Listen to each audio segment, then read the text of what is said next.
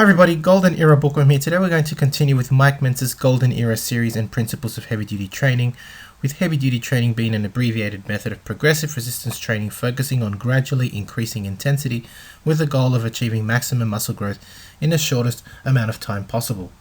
Now the focus of today's video is the heavy duty specialization routine recommended by Mike Mentzer for shoulders, especially when they are lagging as a body part. Now, unlike training legs, which I previously covered, which require negative accentuated training to achieve maximum failure, Mike mentions that training shoulders on the other hand to failure is relatively easier to achieve. And so that's what we're going to have a look at today. So let's have a look at Mike's heavy duty shoulders routine. Now Mike describes the shoulders as the mark of a man, and I'd like to read a couple of sentences from his booklet on shoulders. Massive arms, a thick chest, muscular legs, or just about all other body parts can be concealed by clothing, but never the shoulders.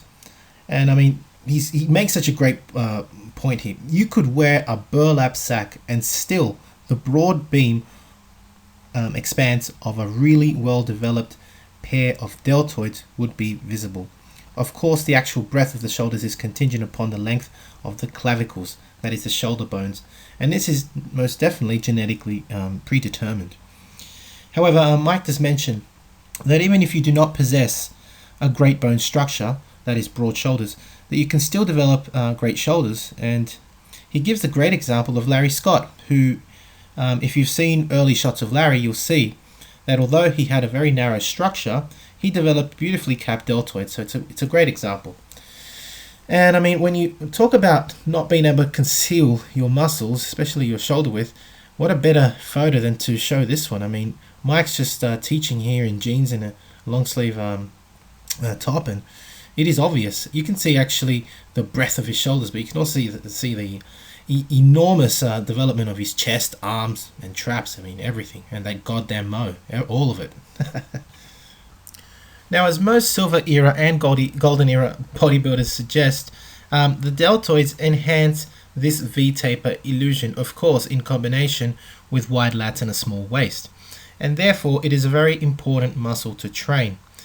They're also important as the deltoids can be viewed from all angles by the judges, front, side, and rear. Just look at this awesome shot of Mike just relaxed. I mean, you can see the V-taper, even though he has such a massive physique, and even though he has actually got very well developed traps, the fact that his deltoids are so well capped really still give you that wonderful V-tapered illusion. It's an awesome shot of Mike Mentzer in a relaxed position.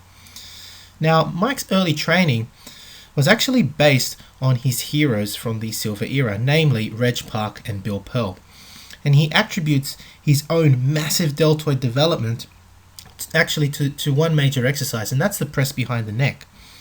Now, I know a lot of people don't like the press behind the neck. There are a lot of people that say that you shouldn't do it. I think Athlete X, so Jeff Cavalier, who is a very well respected physiotherapist and trainer, also says that it can be a dangerous exercise. However, I'm only just giving you Mike's opinion. For example, Mike, seeing that his structure allowed him to do the press behind the neck. He actually worked to a 300-pound press behind the neck, which is pretty amazing. And during training, he would perform 10 reps with 225. That's pretty impressive. That's a really impressive feat. However, although the press behind the neck, which was also favored by Reg Park and Bill Pearl, he didn't do it the way they did it. He, using his own heavy-duty style, he states that this is the reason, and his heavy-duty training style is largely responsible for his success in developing his fantastic deltoid development. Now, similar to other body part specialization routines, the heavy-duty style, Mike promotes pre-fatigue as a way of achieving positive strength failure, that is concentric strength failure. And of course, using pre-fatigue helps you achieve this faster. He also preaches the importance of contraction control, that is, not doing fast reps but slow reps, performing the exercises in a slow, deliberate fashion with at least the whole rep taking at least 4 to 5 seconds. So that would be 2 seconds on the concentric and 3 seconds on the eccentric. And now, of course, another very important aspect of heavy duty training is training to failure through the use of negatives. Now, as mentioned in the beginning of this video, Mike does state that for shoulders, negatives are easier to train. He gives a full example. For example, you would choose a heavy poundage for at least 6 straight reps, right? 6 strict straight reps. And now, if you can achieve 7 or 8, you continue basically until failure is reached from performing strict reps alone. After that, you would get your training partner to help you with some forced reps. So you would basically exhaust the concentric strength level. After that, you would try and exhaust your static and negative strength with or without a partner. If you don't have a partner, I mean, if you have a partner, great, they can help you put the weight up. But if you don't have a partner, he gives some really, really good ideas. For example, without a partner, to try and exhaust the press behind the neck, you would have to jerk it up or even push it up using the strength of your legs. And then you would slowly lower the weight under perfect control. For example, for lat raises, he also gives an excellent idea that when you've exhausted the concentric strength, to exhaust static and negatives, you would actually curl the weight up using your bicep strength, thrust the dumbbell out, and then lower with perfect control to achieve negative exhaustion. Really, really intelligent ways of attacking the principle of training to failure. Really, really smart. I really liked reading this from his booklet. Finally, he even offers another technique, a further technique that really takes it to another level, and that is training negatives only. And in this technique, which should be performed 1 out of every 3 workouts, he actually suggests that you use up to 25 to 40% more weight than normal. So let's say you were using, for your press behind the neck, 200 pounds, or you would increase that 25 to 40% more, and perform negatives only. I mean, that would absolutely destroy you. But the idea is that you can do, so he really puts it well in his booklet, you can actually dare to train your shoulders for negative resistance only, and at such a high intensity, because it is safer to do so than, for example, legs. Legs, the poundage is way more than what you would use for shoulders, and so it's relatively safer to train shoulders to absolute failure, and therefore he encourages everybody to do so. So having introduced the principles behind the heavy-duty delts specialization routine, I now break it down for you. Mike Mentzer enjoyed training this style, so really specializing on his delts. When he had to, he would train them Tuesdays and Saturdays after training his back. And the reasoning behind that was that his shoulders would be very well warmed up. He would perform 2 cycles, that is 2 supersets of side lateral raises as a pre-fatigue, followed by the compound exercise, the press behind the neck. He would perform this superset once and then repeat it twice, therefore 2 cycles.